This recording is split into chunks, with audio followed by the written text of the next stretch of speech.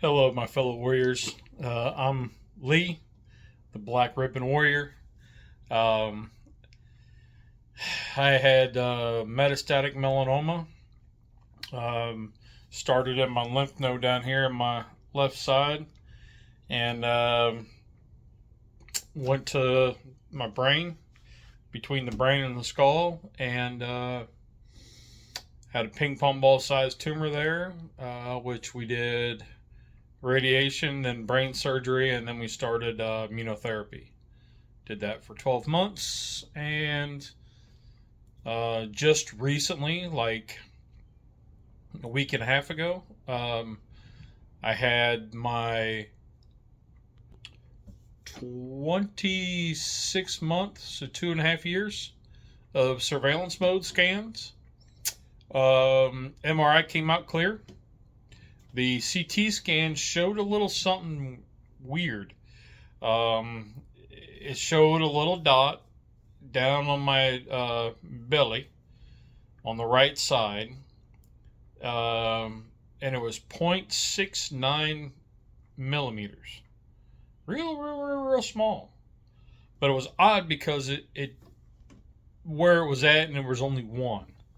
Talked to the oncologist, and we're looking. He's giving me the physical kind of check, pushing the belly and stuff, and there's a small bruise right there. And he said, what have you been doing right there? And I said, well, that's where I take my shot for my diabetes. And he goes, that's probably it, given the size, where it's at. Okay. So, all clear. We're going back in for a full PET scan in about 6 weeks. So we'll get that update coming. So that was cool. Um, but I had a moment the week prior where I questioned why I share my success and my story. And the reason for that was a friend of mine. His father-in-law had prior back some years had he was on the kidney transplant. He gets new kidneys and everything's good there, and then he develops like a pancreatic cancer, I think it was, and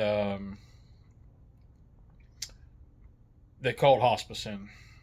Uh, over the years he's gotten worse, whatever, and last 2 weeks ago they called in hospice, and that's the cancer had spread to his bones. It's a bad deal, and a question. It made me question. I get on here and I try to spread hope, and I hope that's what comes across, is that I'm trying to spread positivity. And my story, it could have been a lot worse. It could have been way worse. It really could have. So I'm trying to share that it's not always death and destruction type deal. There was a lot of destruction, let me tell you. Whew. But I try to share that there is life after cancer, after melanoma cancer, and I'm living with it, So I'm hoping that that's what comes across is my positivity, and giving somebody a little nugget to say, I can do this too. And but when he told me that the cancer passed to his bones, and they called hospice in, and within a few days, he'd passed, made me really think about why. Well, I question why get on here and spread hope when somebody who possibly could be listening to this is going through something similar. And my heart broke. I mean, it really did. I mean, I was just like, wow, man, that's, I didn't even meet the guy, and I was speechless. I hate to hear that. I had a nice lady that commented and told me her husband had went through something similar to mine. And, I asked what his name was, and I probably stepped the boundary, but I wanted to know the name because I don't want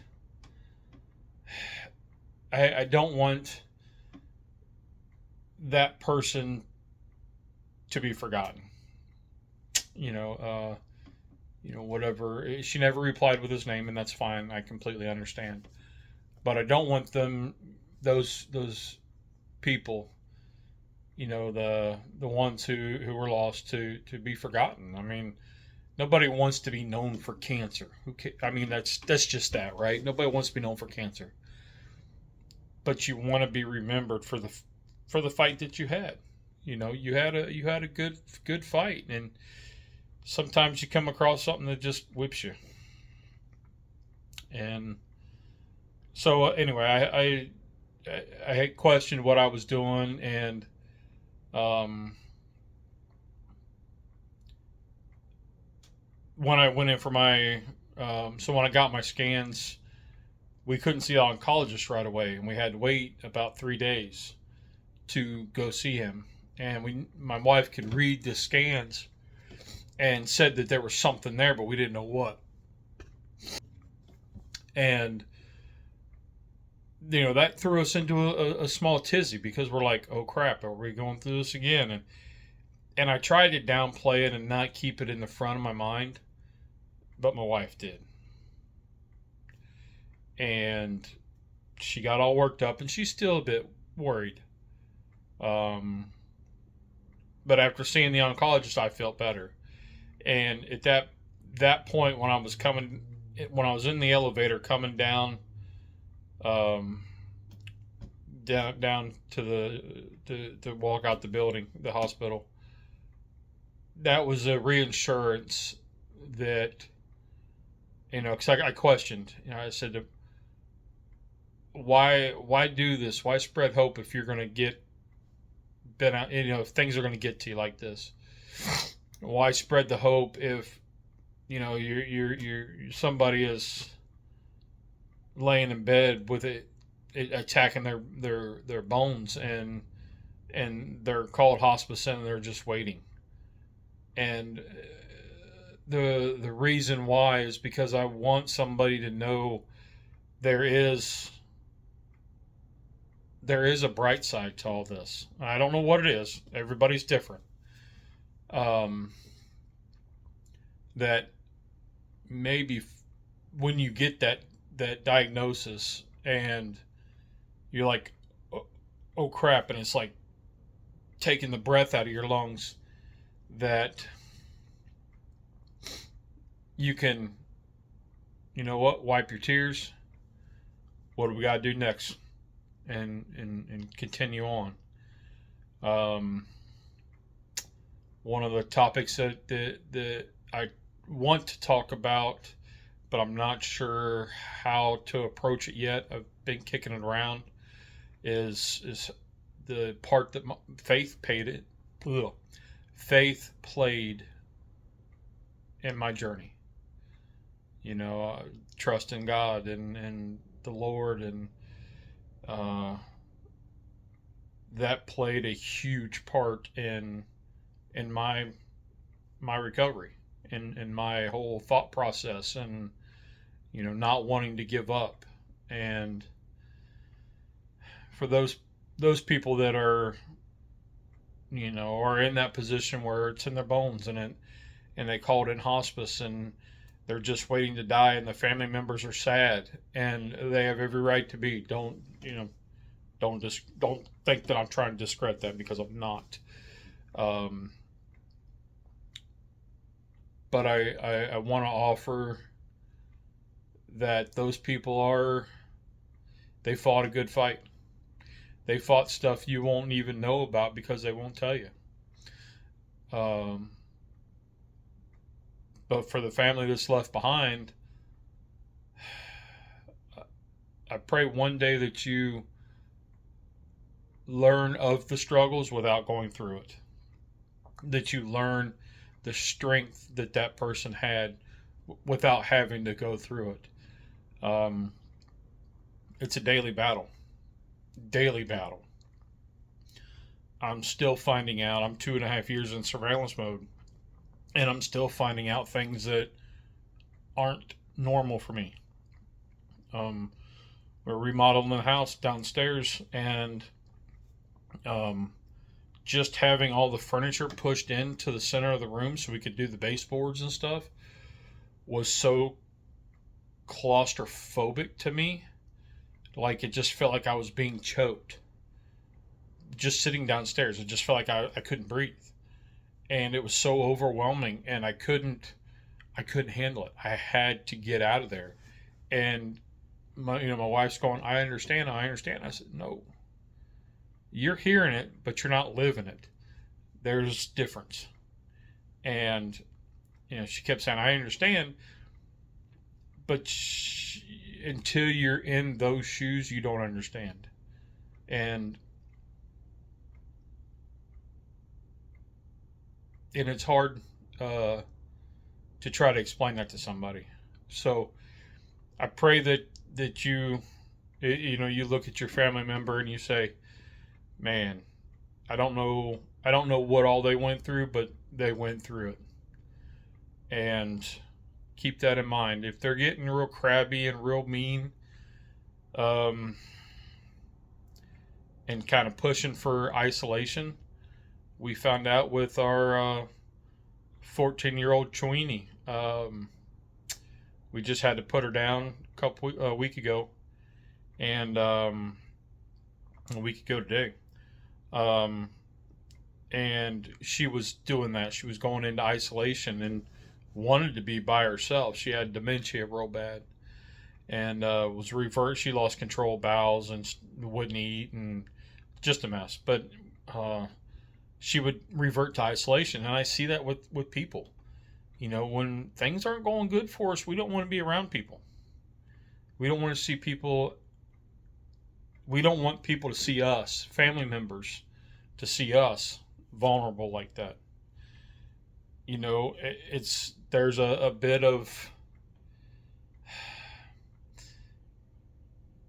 a bit of respect that you have. Dignity is the word I'm looking for. Dignity. And you don't want your family members to their last thoughts of you being in this bad shape. So we tend to get mean and push people away. So is it right? No.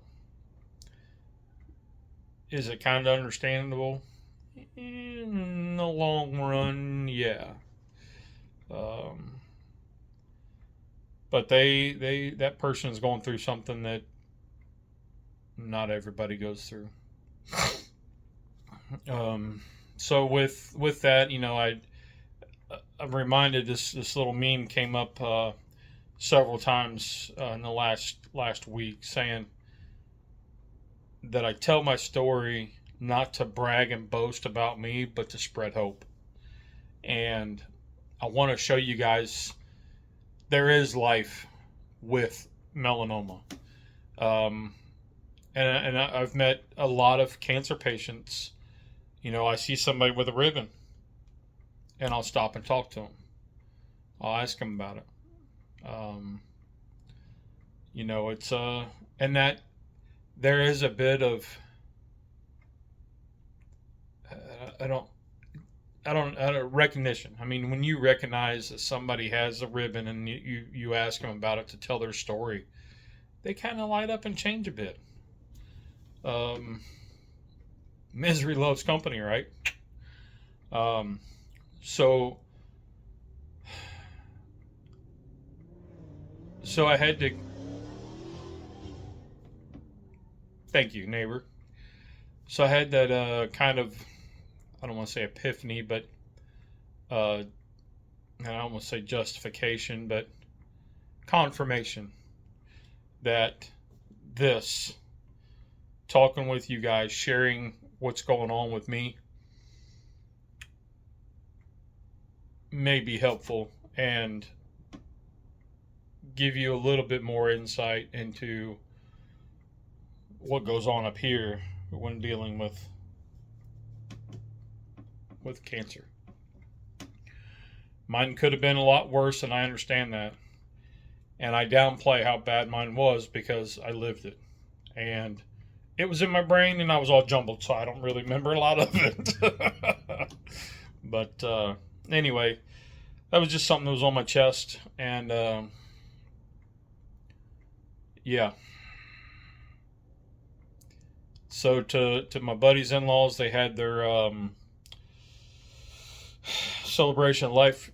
Well, today's Sunday. Recording this on Sunday. They had that today. So I know one day when I meet the Maker, I'll be greeted by a whole bunch of warriors. I know that. And yeah. So to all my mellow homies, rock on. You guys are awesome, man. Don't let this little ribbon, don't let it slow you. I mean, it's going to slow you down, but don't let it stop you.